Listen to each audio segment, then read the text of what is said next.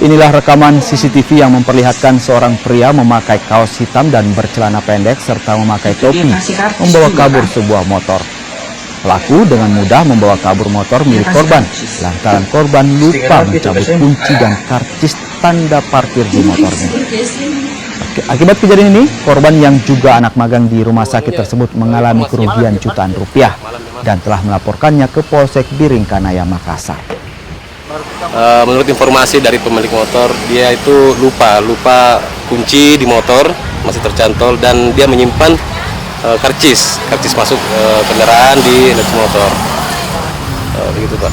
Terus selanjutnya apa sudah dilaporkan ke pihak kepolisian?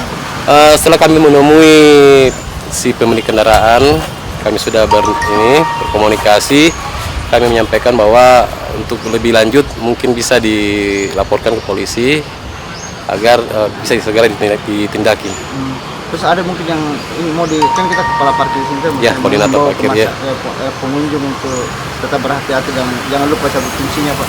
Ya baik, saya sebagai koordinator parkir di RS Tajudin menyampaikan kepada seluruh masyarakat menghimbau agar tetap berhati-hati untuk menjaga kendaraan, karena walaupun tidak ada niat tapi karena adanya peluang baik itu berupa ada karcis atau kunci di kendaraan, itu merupakan kesempatan bagi orang berniat jahat.